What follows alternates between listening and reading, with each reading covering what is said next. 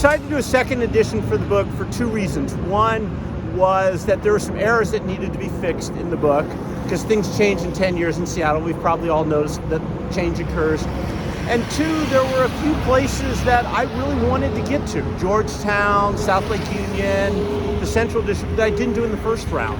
And there are a couple walks in the book that, the original book, that I felt I didn't need to be in the book anymore. So we ended up going that way. And so for me, it was just great fun to have to rethink my interaction with the landscape. And so some of it was also framed by COVID, that a lot more of us were out exploring neighborhoods, which is what I did during COVID. I mean, one of the things I wanted to do was tie in the different communities. So going into the Central District, for example, which allows me to think about the Black community, the early Jewish community in Seattle, a little bit into the Asian community, but also I hadn't realized Catholics up in that neighborhood. So that was one. The South Lake Union neighborhood was really diverse from a European point of view, just all sorts of different people coming in and working in the industries.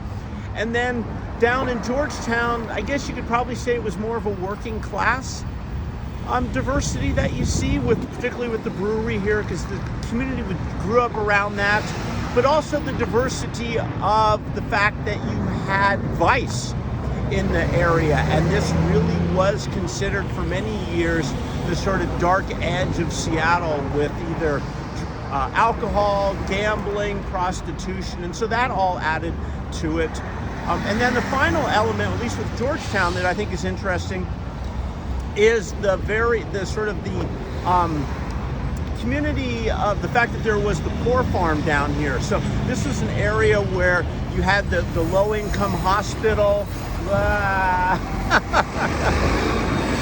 People didn't have money. So again, just that aspect of that early story of Seattle. I love walking. It's what I do every place I go, and I love walking for several reasons. One, it gets you at that slow level that allows you to pay attention to what's around you, to slow down, but also allows you to stop and actually look at things. We never stop in our cars, or even biking. I mean, I'm a biker. Or when you're in an airplane, you never stop. But the fact that you can slow down, but it also allows you to interact with people. It allows you to interact with the place that's around you. For me, it's really the best way to get to know a city or a neighborhood. It's just out on foot. You never know who you're going to meet. And even if you've gone to that one place over and over again, you always find something new. The city, and particularly a city, is always changing, whether it's different weather, different people, different plant life, different animals you might encounter. So for me, it really boils down to, it's just the best way to encounter a city.